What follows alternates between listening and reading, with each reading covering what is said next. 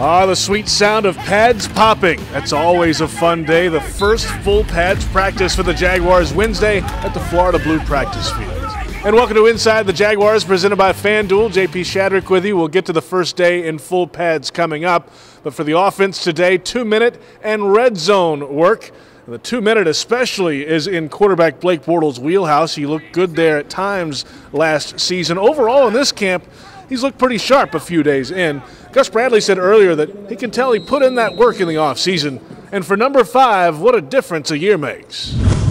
I think last year was kind of, head was spinning, and I think this year it's kind of, it feels more normal, it feels natural, it feels like this is my job, this is my workplace, and now I want to come in every day and try and focus on owning this offense and really trying to master this craft. Now we go to the trenches. Full pads for the first time Wednesday, so plenty of focus on the offensive and defensive lines. Good competition there, of course, almost all the way across.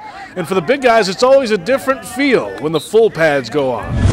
I think our guys felt the heat a little bit, though, and that's what we talked about after practice. There was some straining going on, and we'll take care of them, but hopefully, we get strain, and then take care of them, and then 3 strains in a row and take care of them, and eventually get them ready to go. So we need this, and I think for some of it was hard, and we want to get to the point where it's hard and fun. You got to get adjusted to it and everything like that, and I'm a big believer in, getting in shape for football is when you play football. So, and especially with the pads on, that comes with the pads and everything like that. So, yeah, it's been good for us, get that second day under us and everything like that, and now we can just move forward.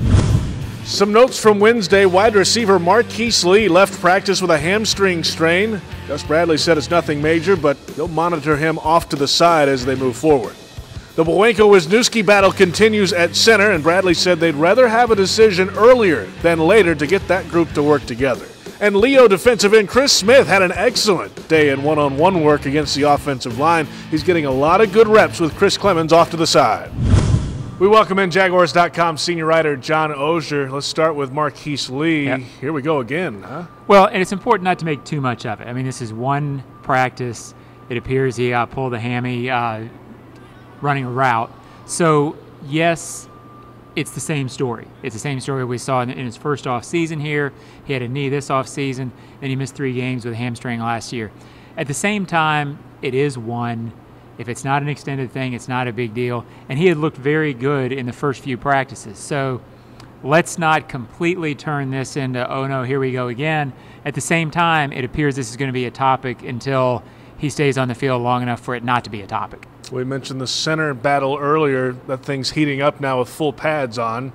They want this thing done pretty quick, though, right? Well, and another note today, Gus spoke pretty highly of Zane Beadles, and it looks like Zane is a very likely starter over at the left guard spot. But, yeah, it appears that Wisniewski, Bowenko, they're going to give it a while, but they're not going to give it too long. I guess he said it was going to be 3rd or 4th game, but not much past the 3rd game, so that's going to play out pretty quickly, and I don't think there's a real leader yet. Red zone and 2-minute work today. The 2-minute work obviously was good for Bortles last year, and it's carrying over now into this camp as a whole. He's looked pretty good. Well, I think it's significant. Blake may have had his best practice today and looked very good on 3 or 4 different throws and continued to look confident. But I think what's significant is it's not unusual now. This is 3 or 4 days in a row where he has not only looked the part, but he's made solid throws, he's led. It's early in camp, but this guy looks like he's starting to take ownership of this job and is starting to show the consistency. As Gus says, stacking him up day to day, it's exactly what you wanted to see out of him early. First day in full pads is done. And guess what? It gets harder from here. And we talked quarterback. That's how that works. Right, that's right. a good sign. Around right? here you have to. That's for sure. Let's finish with the play of the day today. This is in 2-minute work.